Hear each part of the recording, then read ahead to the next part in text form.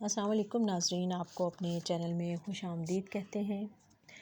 Drama غیر کی آنے والی قسط کی بات کریں گے، جس میں وفا کہے گی کہ بہت گناہ گار ہیں میرا حساب بہت سے لوگوں کی طرف نکلتا ہے۔ تحریم کہتی ہے کہ شفا سے کہ تم اپنے غصے اور جذبات پر قابو رکھو، ذرا سی بات پر ہتھیار نہیں پھینک دیتے۔ وفا کہتی ہے کہ آج تک کسی نے اپنے کیے کا جواز پیش کرنے کی کوشش نہیں کی،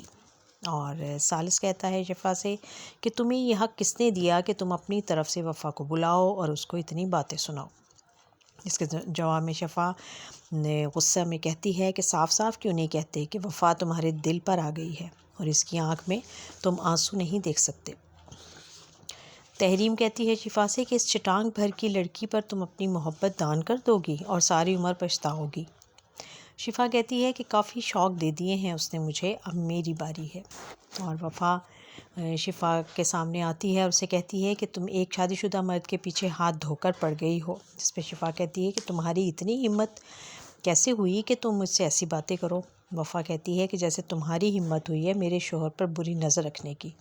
جس کے جواب میں شفا وفا کو دھکا دے دے گی۔ اور ثالث کی ماں کہتی ہے تحریم سے کہ اگر تم باز نہ آئیں تو میں اس بات کی پرواہ بھی نہیں کروں گی کہ تم میری بہن ہو۔ ہم نے آج والی قسط میں بھی دیکھا کہ تحریم جو ہے وہ بڑے بہانے کے ساتھ وفا کو اپنے ساتھ لے گئی، اور وہاں شفا بھی تھی، اور اس نے اسے یہ مطالبہ کیا کہ اگر ثالث جو ہے وہ اپنی ماں اور باپ کے سامنے یہ بات نہیں کر سکتا تو تم تو کر سکتی ہو، وہ اگر تمہیں طلاق کی بات نہیں کر رہا ہے تو تم اس سے خلا لے سکتی ہو، کیونکہ تمہیں پتہ ہے کہ شفا اور ثالث جو ہیں وہ ایک دوسرے کو پسند کرتے ہیں۔ اب وفا کے لیے بہت مشکل امتحان ہے کہ وہ کیا کرے۔ اگر وہ اس سے طلاق لیتی ہے تو وہ کہاں جائے گی، اور پھر ایک بار وہی کہانی دہرائی جائے گی جس کے نتیجے میں اس کی ماں ساری عمر بدنام ہوتی رہی اور اس کی ماں پر الزام لگے اور وہ گناہ گار ٹھہرائی گئی، اور اسی کا خمیازہ آج اس کی بیٹی بھی بھگت رہی ہے کہ وہ اپنے ہی گھر میں اپنے باپ کے سامنے اور اپنے پیارے رشتہ دار جو ہیں، پیارے رشتے ہیں اس کے، ان سب کے سامنے وہ اپنا حق نہیں لے سکتی، اور صرف ایک اس کی پھپھو ہیں کہ جو اس کا ساتھ دے رہی ہیں۔ ثالث کی ماں جو ہے وہ ہر صورت میں وہ ثالث کو بھی کہتی ہے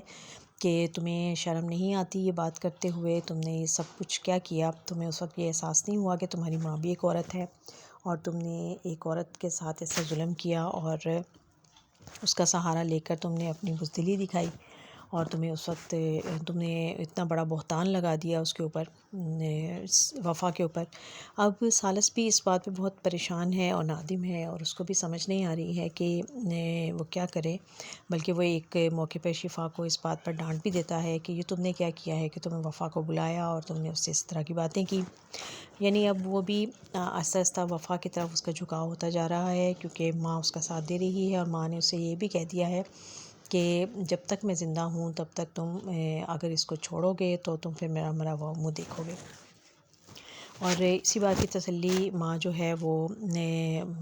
وفا کو بھی دیتی ہے، لیکن وفا اس کی خراب طبیعت کو دیکھ کر پریشان ہوتی ہے اور کہتی ہے کہ پپو آپ میری وجہ سے آپ اتنی ٹینشن نہ لیں، اور میں ہی سارے مسائل کی وجہ ہوں، سارے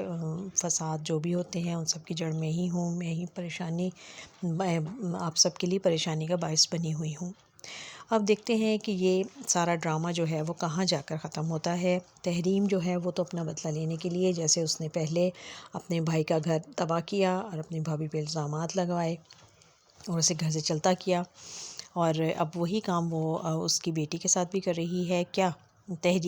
وفا کا باپ جو ہے وہ اس حقیقت سے واقف ہوگا؟ کیا اس کے سامنے یہ سچائی آئے گی کہ نہ تو اس کی بیوی گناہ گار تھی اور نہ ہی اس کی بیٹی کا کوئی قصور ہے؟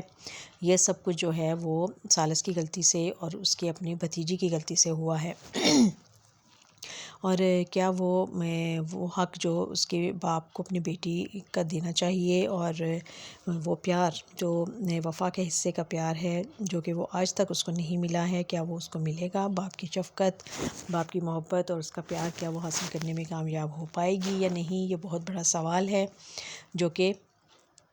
اب وفا کی زندگی پر ہے، اور کیا وہ ساری عمر غیر ہی رہے گی یا اسے اپنائیت ملے گی، اپنے ملیں گے، اپنے رشتے ملیں گے؟ اور اس کی پھپھو تو یہی کہتی ہیں کہ میں یہ چاہتی ہوں کہ میں تمہیں ثالث تمہارا سہارا بنا رہے، اور ساری عمر وہ تمہارا ساتھ دے، اور تمہیں وہ سارے حق مل سکیں۔ اور حیرت انگیز طور پر جو اس کے ثالث کے والد ہیں وہ بھی وفا کو بہت پیار کرنے لگے ہیں، اور اس کو بہت شفقت دکھاتے ہیں، اس کو اپنی بیٹی کہتے ہیں، اور وہ کہتے ہیں کہ اس کے گھر میں آنے سے میرے گھر میں رونق ہو گئی ہے۔ اور ان کا جو غصہ تھا، جو ان کا چڑچڑاپن تھا، اور جو ان کی ضد ہوتی تھی، وہ سب ان کی ختم ہو گئی ہے، وہ کردار کافی حد تک چینج ہو گیا ہے۔ تو اب دیکھتے ہیں کہ باقی جو ہیں ان کے یہ ایٹیٹیوڈ کب تبدیل ہوتے ہیں، اور اب دیکھتے ہیں کہ تحریم کامیاب ہوتی ہے یا اس کی بڑی بہن، اور وفا کو اس کا حق ملتا ہے یا نہیں، یا شفا ناکام ہوگی یا وہ اپنا حق چھیننے میں کامیاب ہو پائے گی۔ بہت ہی دلچسپ ڈرامہ ہے، اور اچھے خوبصورت انداز میں پیش کیا جا رہا ہے۔ آگے آنے والی قسطیں اور زیادہ دلچسپی کا باعث ہونے والی ہیں، دیکھتے رہیے خوبصورت ڈرامہ غیر۔